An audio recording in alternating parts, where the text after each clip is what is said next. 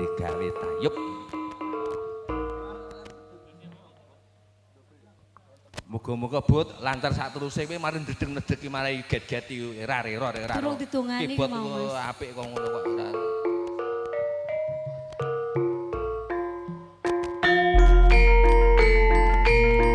Ngudang putu ngatur kang mogati panjenengan ibu ngediem go terang kelewangsa.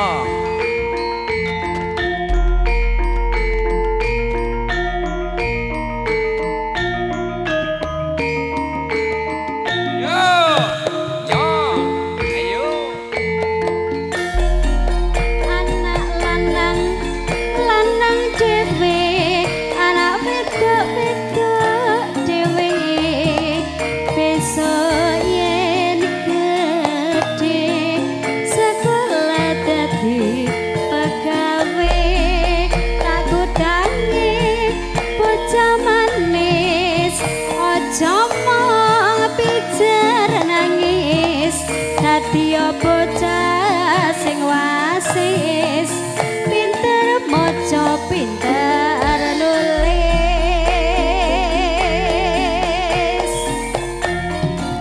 aduh sayang cari lurek suwek pinggire mas sing dilirik bisa no sing duwe kaya ngene rasane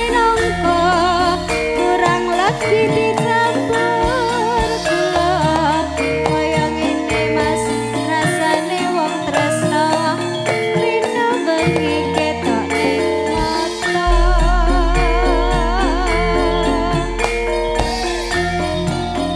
aduh sayang bayame mas lemu-lemu ayam yen wis ketemu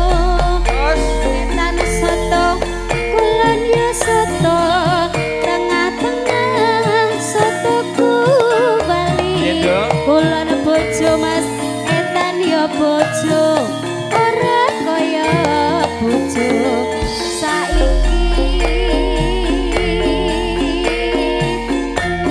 ya mas pipimu ana umane atimu rasane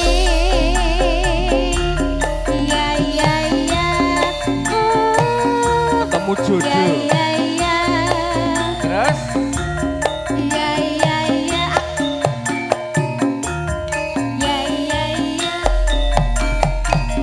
paling penak mas paling penak mangan lawuh apa yen kowe takon aku ndok paling penak mangan karo bakwan.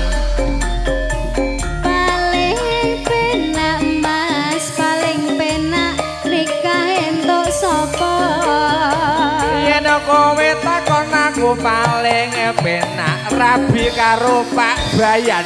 Lho, pas yen rabi bayan seneng ra karuan sebab apa bendina disayang-sayang yen salah sedidik aja digawe nesu bunda gelo atine paling penak mas paling enak mangan lawuh apa yen kowe takon aku ndok paling enak mangan karo uyah.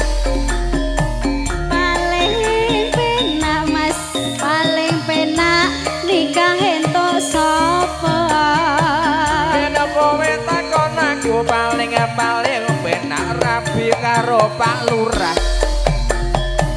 yen labi lurah Uyah.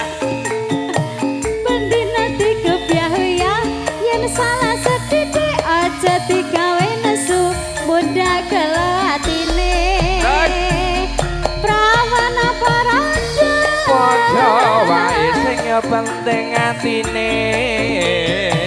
jaga padudu Olah padha wae sing penting padha senenge. iya iya